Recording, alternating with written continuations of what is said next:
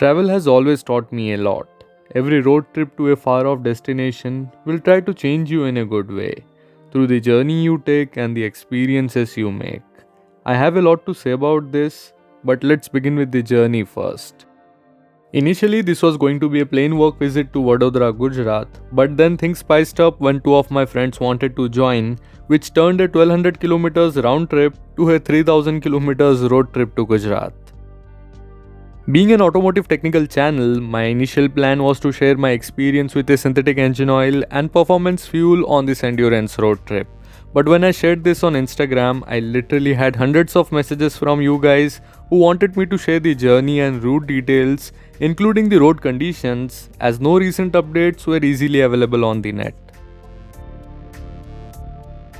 The initial route was the same old Mumbai-Pune highway, crossing Fountain Hotel Junction and moving ahead towards Gujarat, taking the Highway 48. After breakfast and snacks at Ahura, you can pace up crossing Vapi, Valsad, Navsari, Surat, Bharuch. You must have already seen this route a lot of times on this channel, where the road conditions remain excellent. Regarding post-COVID interstate road travel, we did not face any restrictions at either Maharashtra or Gujarat checkposts.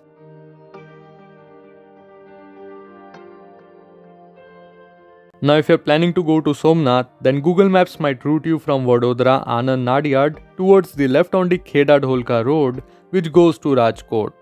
After speaking to a few locals, we came to know that the road conditions are not so good from here.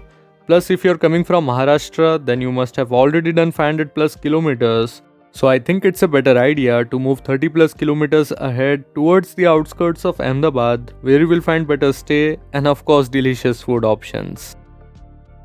The next day started with this beautiful sunrise from the city of Ahmedabad. Today's destination is Somnath, which is approximately 430 kilometers away from our hotel.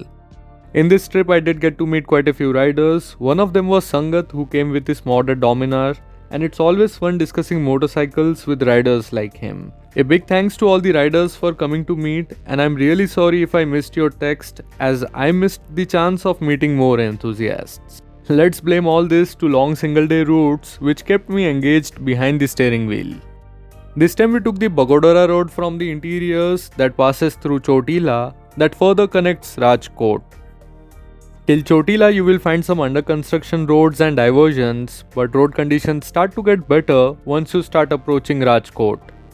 From Rajkot, we took the Shapar Gondal bypass route, which moves ahead bypassing Jetpur. 90% of the roads are in good condition here, except for some patches and diversions. Rajkot to Somnath is hardly 200 kilometers, and I was maintaining good speeds, but Google Maps still estimated the time of around 4.5 hours for the journey.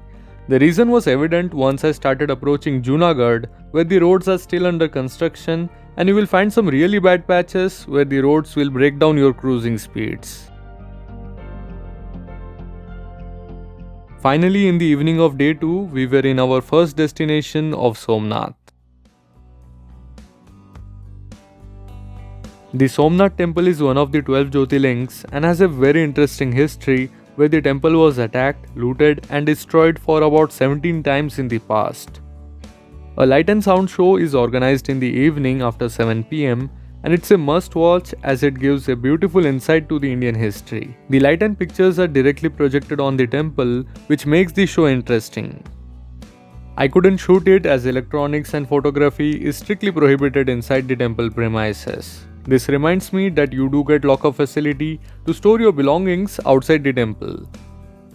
Staying is not a problem in Somnath. We had to get a private hotel room, but if you are planning in advance, you can book a Atithi Gruha, that is guest rooms that are run by the trust. Lilavati and Maheshwari guest rooms are amongst the best and value for money options here. Amongst other stuff, you can visit the Somnath beach, which is just beside the temple. There is also a Triveni Sangam here, that is meeting point of 3 rivers, Hiran, Kapila and Saraswati.